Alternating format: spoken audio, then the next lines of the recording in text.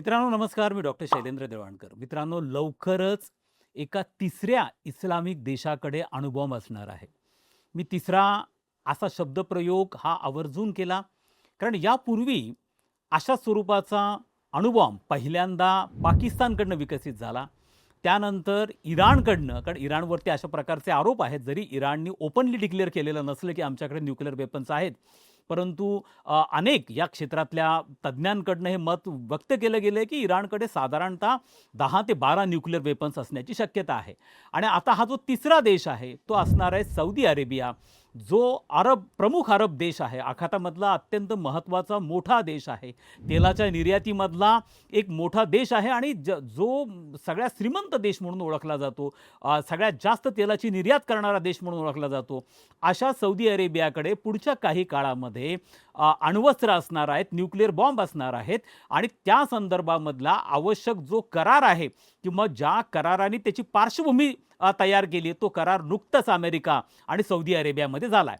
मी याला Islamic bomb, तिसरा Islamic bomb असं म्हणेल. याचं कारण असं आहे की इस्लामिक बॉम्ब हा जो शब्दप्रयोग आहे हा पहिल्यांदा पाकिस्तानकडनं वापरला गेला 1960मध्ये, 1960च्या दशकामध्ये.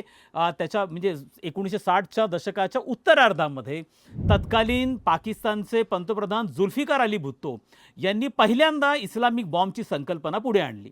त्यावेळेला पाकिस्तानकडे अणुबॉम्ब विकसित करण्याचं तंत्रज्ञान होतं, परंतु त्यांच्याकडे पैसा नव्हता आणि त्यामुळे त्यांनी प्रामुख्याने तो पैसा अरब देशांकडनं, श्रीमंत अरब देशांकडनं गोळा करण्यासाठी आणि त्याला एक प्रकारचं समर्थन प्राप्त करण्यासाठी इतर इस्लामिक देशांकडनं इस्लामिक बॉम्बची संकल्पना पुढे आणली.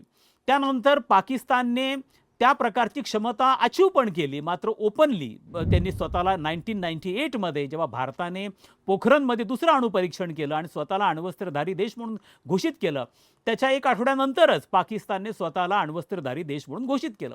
त्यामुळे तो पहिला इस्लामिक देश आहे की ज्यांनी आपल्याकडे अण्वस्त्राची क्षमता आहे अशा प्रकारची घोषणा केली.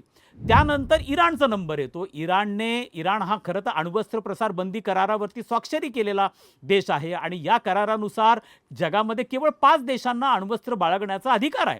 उर्वरित देशांना अण्वस्त्रांचा विकास करण्याचा किंवा त्याचं तंत्रज्ञान इतरांकडे हस्तांतर करण्याचा अधिकार नाही आहे. असं असतानाही गेल्या 10 वर्षांपासून इराणकडनं देखील अण्वस्त्र विकासाचा कार्यक्रम हा राबवला जातो आणि म्हणूनच जो आखातामध्ये सध्या संघर्ष चालू आहे त्याची सेकंड फेज चालू आहे. पहिली जी फेज आहे ती प्रामुख्याने याच अण्वस्त्रवरनं सुरू झाली होती की इराण गुप्तपणे जमिनीखाली अशा प्रकारच्या अण्वस्त्रांचा विकास करतो आहे आणि डोनाल्ड ट्रम्प यांनी अमेरिकन काँग्रेसला 28 फेब्रुवारीच्या पूर्वी म्हणजे साधारणतः 24 फेब्रुवारीला असं सांगितलं होतं की जर आपण इराणवरती आक्रमण केलं नाही आणि त्यांचा एकूणच अण्वस्त्र विकासाचा कार्यक्रम आपण उद्ध्वस्त केला नाही तर लवकरच इराणकडे अण्वस्त्र असतील आणि ते अमेरिकेसाठी अतिशय धोक्याचे ठरतील, इस्रायलसाठी अतिशय धोक्याचे ठरतील. त्यामुळे हा कार्यक्रम कुठेतरी थांबवणं गरजेचं आहे आणि याच आधारावरती 28 फेब्रुवारीला अमेरिकेकडनं इराणवरती हल्ला झाला, आक्रमण करण्यात आलं आणि मग नंतर तो आखातामधला संघर्ष सुरू झाला. तो साधारणतः 2.5-3 महिने चालला, मग नंतर शस्त्रसंधी झाली आणि आता परत तो संघर्ष सुरू झाला आहे. त्यामुळे याच्या मागचं महत्त्वाचं कारण म्हणजे इराण गुप्तपणे जो अण्वस्त्रांचा विकास करतो, युरेनियम इनरिचमेंट त्याला म्हणतात, एका विशिष्ट लेवलपर्यंत युरेनियमचं इनरिचमेंट हे पीसफुल पर्पज म्हणजे इलेक्ट्रिसिटी जनरेशनसाठी होऊ शकतं, पण त्यानंतर त्याच्या माध्यमातून ही ड्युअल यूज टेक्नॉलॉजी आहे. याचा वापर जसा शांततेसाठी होतो तशाच पद्धतीने याचा वापर विध्वंसकारी अण्वस्त्र बनवण्यासाठी पण केला जाऊ शकतो आणि म्हणून इराणकडे अशा प्रकारचे अण्वस्त्र असल्याची भीती हे अमेरिकेला होती आणि त्या भीतीपोटी त्यांनी इराणवरती हल्ला केला. आता मी तिसऱ्या देशाचा उल्लेख करतो आहे, तो आहे सौदी अरेबिया. सौदी अरेबिया खरं तर हा जगातला अतिशय श्रीमंत अशा प्रकारचा देश आहे, ज्यांच्याकडे तेलाच्या निर्यातीमधनं $बिलियन अब्जावधी रुपये ह्या सौदी अरेबियाकडे आहे. आणि सगळ्यात महत्त्वाचं म्हणजे सौदी अरेबियामध्ये युरेनियमचा मुबलक साठा आहे. साधारणतः 90,000 टन युरेनियम हे सौदी अरेबियाकडे आहे. त्यांच्याकडे तशा प्रकारचं युरेनियम मिळण्याचे अनेक खाणी पण आहेत आणि जिथं ते मुबलक प्रमाणावर त्यांच्याकडे आहे. म्हणजे सौदी अरेबियाकडे पैसा आहे, सौदी अरेबियाकडे युरेनियम आहे, पण सौदी अरेबियाकडे काय नाही आहे तर त्यांच्याकडे तंत्रज्ञान नाही आहे आणि त्याच्यासाठी आवश्यक असणारे जे रिॲक्टर्स आहेत ते त्यांच्याकडे नाही आहेत आणि ते रिॲक्टर्स आता सौदी अरेबियाला देण्यासाठी कोणी पुढाकार घेतलाय? तो खुद्द अमेरिकेने पुढाकार घेतलेला आहे. आणि मागच्याच आठवड्यामध्ये अमेरिकेचे ऊर्जा मंत्री आणि सौदी अरेबियाचे ऊर्जा मंत्री यांच्यामध्ये एक महत्त्वपूर्ण 30 वर्षांसाठीचा करार झाला आहे. आणि या कराराच्या अंतर्गत आता अमेरिका अण्वस्त्र नाही, पण त्याला शांततेसाठी म्हणू, peaceful use of nuclear energy, electricity जनरेशनसाठी आता अमेरिका हा सौदी अरेबियाला आण्विक तंत्रज्ञान देणार आहे. परंतु अमेरिकेला पण याची कल्पना आहे की याचा उपयोग जसं मी सांगितलं की दुहेरी पद्धतीने होऊ शकतो. म्हणजे भविष्यामध्ये सौदी अरेबिया याच्या माध्यमातून अण्वस्त्र देखील विकसित करू शकतो. आता हे नेमकं करारामध्ये काय आहे हे समजून घेणं गरजेचं आहे. आणि हा करार आत्ताच का करण्यात आला हेही समजून घेणं अत्यंत गरजेचं आहे. सौदी अरेबियाला अणुबॉम्बची गरज का भासली हे देखील समजून घेणं गरजेचं आहे. आता मित्रांनो, त्याच्यामधले पहिले तर हा करार बघू. हा जो करार आहे हा साधारणतः 30 वर्षांसाठी करण्यात आलेला करार आहे. सिमिलर करार, अशाच प्रकारचा करार 2006 मध्ये अमेरिकेने भारताबरोबर पण केलेला होता. आणि त्यावेळेला अनेक अमेरिकन कंपन्या ज्या आहेत, जसं वेस्टिंग हाऊस सारखी कंपनी असेल, ज्यांच्या परंतु ते जे बिल होतं ते आपल्या संसदेमध्ये पुढे येऊ शकलं नाही, मंजूर होऊ शकलं नाही आहे. त्यामुळे तो करार पूर्णत्वाला गेला नाही. आता मुद्दा असा आहे की सिमिलर पॅटर्नवरती असाच प्रकारचा करार अमेरिकेने आता सौदी अरेबियाबरोबर केला, ज्याच्या माध्यमातून आण्विक तंत्रज्ञान जे आहे, न्यूक्लिअर रिॲक्टर्स जे आहेत, हे न्यूक्लिअर रिॲक्टर सौदी अरेबियाला पुरवले जातील. साधारणतः एक न्यूक्लिअर रिॲक्टर हे इस्टॅब्लिश करणं, त्याच्या आसपासचं इन्फ्रास्ट्रक्चर इस्टॅब्लिश करणं, त्याच्या माध्यमातून इलेक्ट्रिसिटी जनरेट करणं, या प्रोसेसला साधारणतः पर न्यूक्लिअर रिॲक्टर 10 अब्जचा खर्च येतो. पण सौदी अरेबियाकडे एवढा पैसा आहे की ते अशा प्रकारचे 25 रिॲक्टर्स लावू शकतात. आणि याच्या माध्यमातून आता त्यांना इलेक्ट्रिसिटी जनरेट करायची. आपण हे लक्षात घेतलं पाहिजे की सौदी अरेबियाकडे सध्याची इलेक्ट्रिसिटी जनरेट होती आहे ती प्रामुख्याने गॅस आणि ऑइलच्या माध्यमातून करते. खरं तर त्यांना सोलर, म्हणजे त्यांच्याकडे खूप मोठं वाळवंट आहे, त्यामुळे सोलरच्या माध्यमातून पण त्यांना खरं तर इलेक्ट्रिसिटी जनरेट करता येते. पण मग त्यांना आण्विक तंत्रज्ञान का पाहिजे आहे?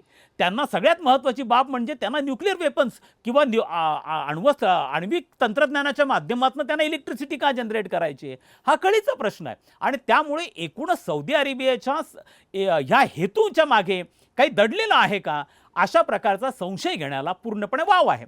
आता सौदी अरेबियाला अशा प्रकारचा करार अमेरिकेबरोबर करणं, किंबहुना अमेरिकेला अशा प्रकारचा करार सौदी अरेबियाबरोबर करणं हे का आवश्यक वाटलं हे देखील समजून घेणं गरजेचं आहे.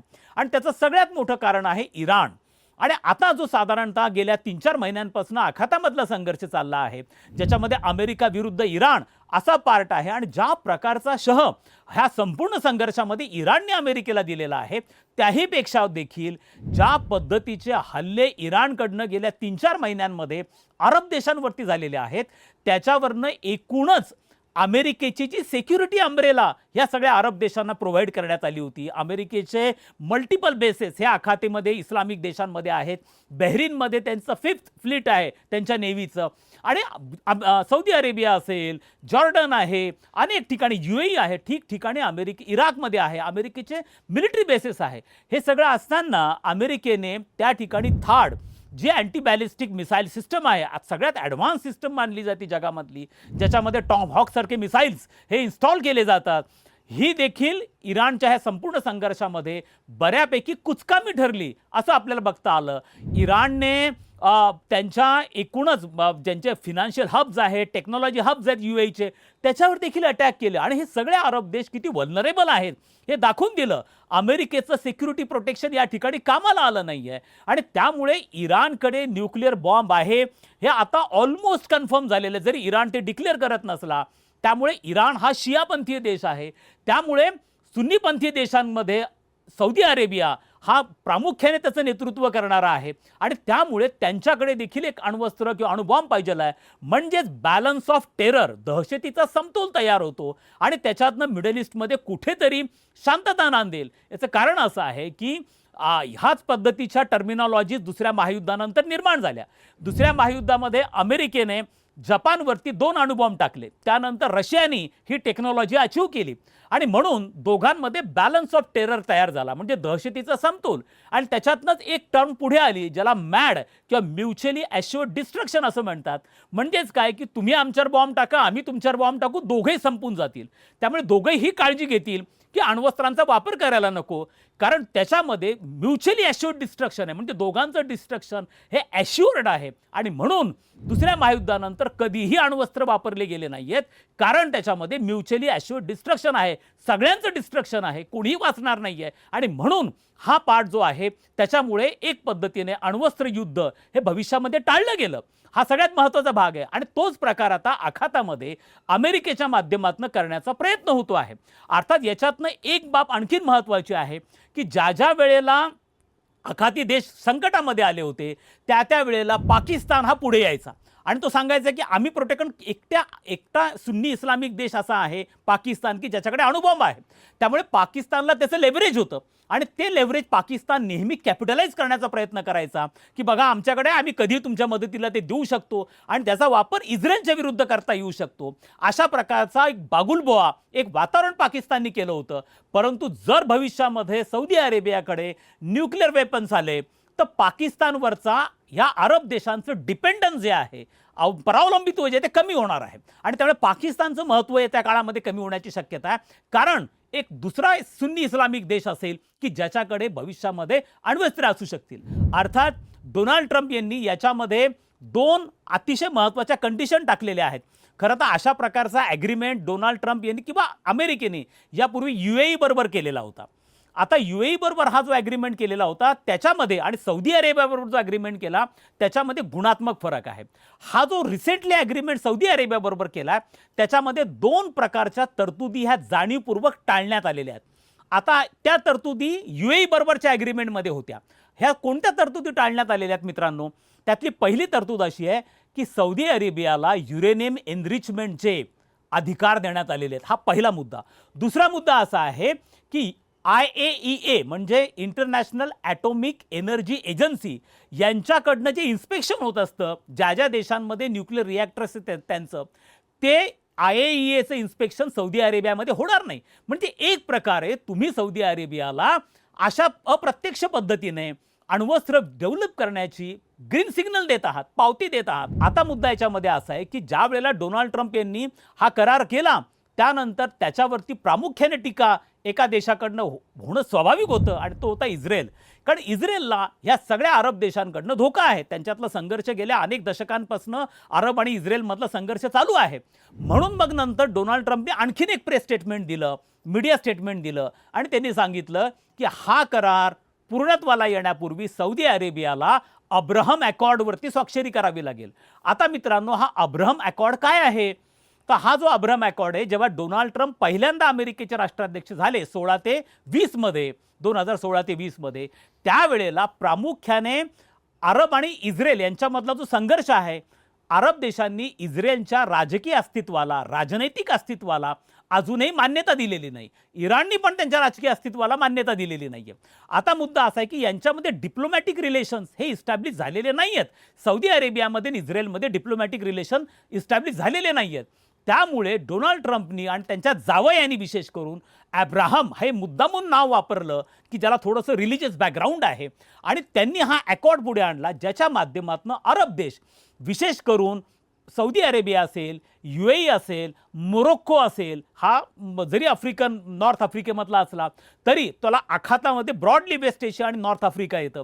तर त्यांनी इस्रायलच्या अस्तित्वाला मान्यता देणं, इस्रायलबरोबर राजनैतिक संबंध प्रस्थापित करणं अशा प्रकारचं हा अकॉर्ड आहे. याच्या माध्यमातून अमेरिकेला इस्रायल आणि अरब देशांना इराणच्या विरुद्ध एकत्र आणायचं होतं, इराणला एकटं पाडायचं होतं आणि त्यासाठी त्याने ॲक्सिस ऑफ इव्हिल हा शब्द इराणसाठी वापरलेला होता.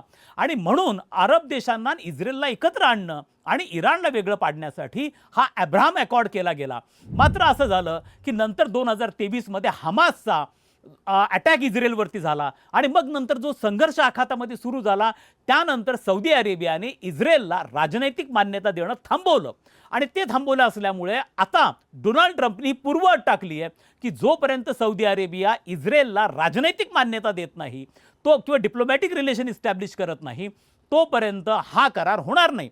पण मित्रांनो, आज न उद्या सौदी अरेबिया ते करण्याची शक्यता अजिबात नाकारता येत नाहीये आणि अमेरिका देखील याच्यामध्ये भविष्यामध्ये मध्यस्थी करण्याची पण शक्यता नाकारता येत नाही. कारण अमेरिकन न्यूक्लिअर कंपन्या ज्या आहेत, वेस्टिंग हाऊस सारखी कंपनी आहे, याच्यातनं यांना बिलियन डॉलर्स मिळणार आहेत. त्यामुळे डोनाल्ड ट्रम्प याला पुश करतायत. आखातामध्ये एक बॅलन्स ऑफ टेरर निर्माण होईल. आखाती देशांचं, अरब देशांचं पाकिस्तानवरचं डिपेंडन्सी कमी होईल आणि सगळ्यात महत्त्वाचं म्हणजे तिसरा इस्लामिक देश असेल की ज्याच्याकडे न्यूक्लिअर बॉम्ब असेल.